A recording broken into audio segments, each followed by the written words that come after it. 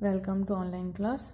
In today's class, we will discuss about the unit 2nd, chapter 2, to be uniformly accelerated motion.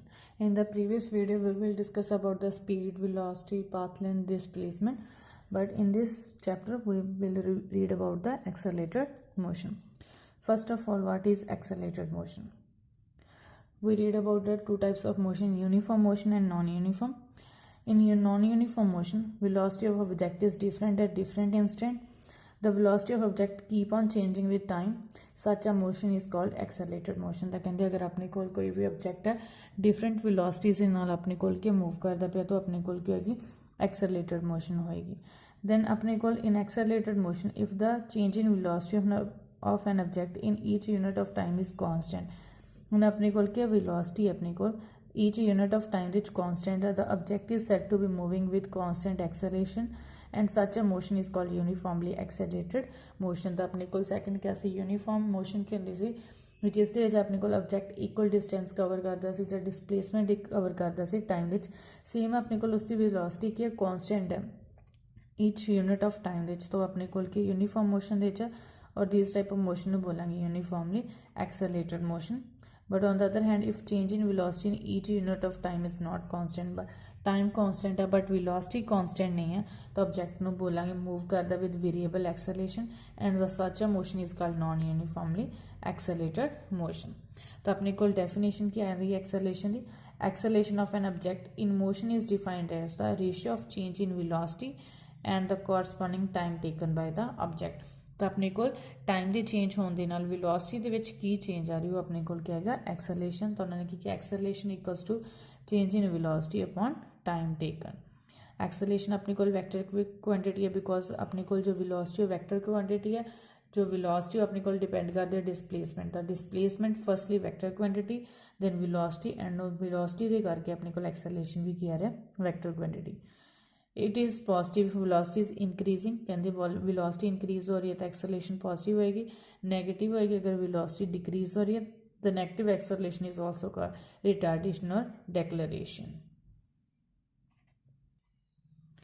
Next is unit of acceleration metre per second square in km, MKS system और SI, और centimetre per second square in CGS system. तो अपने को dimensional formula according to उसके unit M0 L1 T minus 2 आएगा. Then अपने को uniform acceleration क्या आएगा? Object is said to be moving with uniform acceleration if its velocity changes with equal amount in equal interval of time. तो जिवें पहला गल कीती है कि अगर अपने को टाइम के विद रिस्पैक्ट टू वेलोसिटी की वैल्यू कॉन्सटेंट अपने को इक्वल टाइम इंटरवल के इक्वल वेलोसिटी चेंज हो रही है तो उसमें यूनिफॉर्म एक्सेलरेशन बोलेंगे. Variable acceleration and object is said to be moving with variable acceleration if its velocity change by unequal amount in equal interval of time था. But कहते अगर अपने को टाइम इंटरवल इक्वल है बट वेलोसिटी अपने को change हो रही है in each interval of time तो उसमें वेरिएबल एक्सेलरेशन बोलेंगे. और एवरेज एक्सेलरेशन क्या हो गया? When an object is moving with variable acceleration velocities उसमें चेंज हो रही हैं, then the average acceleration of the object for a given motion is defined as the ratio of the total change in the velocity of the object during motion to the total time taken. तो अपने को जिन्ना भी velocities change हो रही हैं divided by जो time taken उसने लिया अपने को उन्होंने सारे का किया जाएगा मीन और एवरेज आ जाएगा. तो एवरेज एक्सेलरेशन अपने को ए एवरेज की आएगा total change in velocity upon total time taken, और आप delta we vector upon delta T नाल शो करांगे. कंसीडर कर लिया अपने को ऑब्जेक्ट मूव करता लॉन्ग स्ट्रेट लाइन में जा रहा है, वेरीएबल उसकी एक्सेलरेशन है तो उसके अपने जो वेलोसिटी टाइम ग्राफ आएगा मोशन का उन्होंने रिप्रजेंट करांगे कर्व के नाल. ते कर लिया कोई 2 point A and B on the curve. A correspond to time T1 है एंड वेलोसिटी V1 है, बी कॉरस्पॉन्ड टू T2 और वेलोसिटी अपने को V2 है. तो अपने को जो चेंज आ रही है वेलोसिटी V2 माइनस V1, तो slope of straight line A B होएगी अपने को tan थीटा की अपने को BC upon AC means V2 minus V1 change in velocity divided by time change in time T2 minus T1. तो change ਨੂੰ ਆਪਾਂ ਕੀ लिखा delta V upon delta T equals to अपने को एवरेज वेलोसिटी और A बार, और average velocity और A बार अपने को मैग्नीट्यूड होएगा average acceleration. Thus the slope of straight line joining 2 point on velocity time graph gives the average acceleration. ਤਾਂ ਕਹਿੰਦੇ ਆਪਣੇ ਕੋਲ जो स्लोप अपने को ज्वाइन कर दे 2 पॉइंट्स ਨੂੰ velocity time graph ਦੇ ਉੱਪਰ ਉਹ ਆਪਣੇ ਕੋਲ एवरेज एक्सेलरेशन दसेगी बिटवीन 2 पॉइंट्स से. Average acceleration can be positive और negative depend upon the sign of slope और वेलोसिटी टाइम ग्राफ। तो अपने को स्लोप अगर अपवर्ड है तो एक्सेलरेशन पॉजिटिव होएगी, अगर अपने को डाउनवर्ड जा रही है तो नैगेटिव होएगी।